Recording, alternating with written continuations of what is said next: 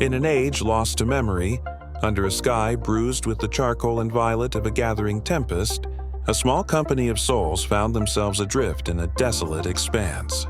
The wind, a mournful whisper across the barren plains, carried with it a palpable sense of despair that clung to the simple, earth-toned robes of the men, women, and children huddled together. Their faces, etched with fear and weariness, were turned downwards, their collective hope dwindling like the last embers of a dying fire. The world around them was a canvas of shadows and sorrow, offering no sanctuary, no solace, only the promise of an encroaching, unseen dread that tightened its grip with every passing moment. They were alone, a fragile island of humanity in an ocean of looming darkness. Then a disruption, a single piercing note in the symphony of despair.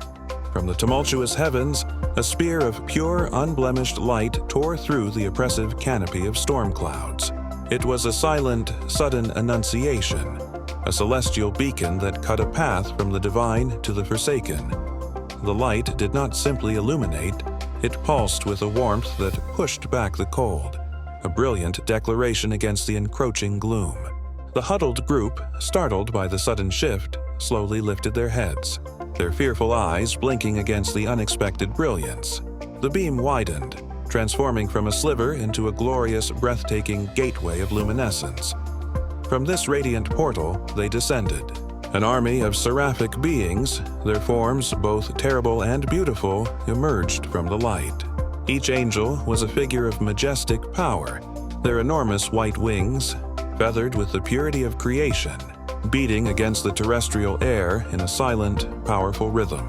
Clad in armor that seemed forged from solidified starlight, they moved with a grace and purpose that defied mortal understanding.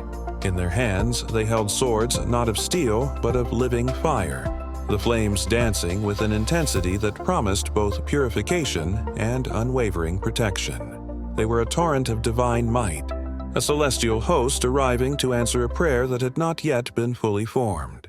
With an awesome, synchronized grace, the angelic warriors formed a protective circle around the small band of mortals.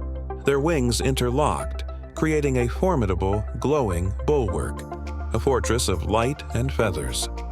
Their stern, beatific faces were turned outward, a silent challenge to the unseen darkness that had moments before seemed so absolute. The light emanating from their forms created a sanctuary of peace and security in the heart of the desolate landscape. The storm held its breath, the winds were silenced, and the world outside their luminous shield seemed to fade into irrelevance. The very air within the circle felt different, cleansed of fear and filled with a profound stillness. Gazing up at the towering figures of their saviors, the people felt the ice of terror in their hearts begin to melt. Fear gave way to a dawning, overwhelming sense of awe. The children, who had been weeping silently into their mother's robes, now stared with wide, wondrous eyes. The men, who had stood braced for an inevitable end, now found their knees weakening with profound relief. Tears of gratitude traced paths through the dust on their cheeks. In the profound, majestic silence, a silent communion of gratitude and divine guardianship unfolded. No words were needed.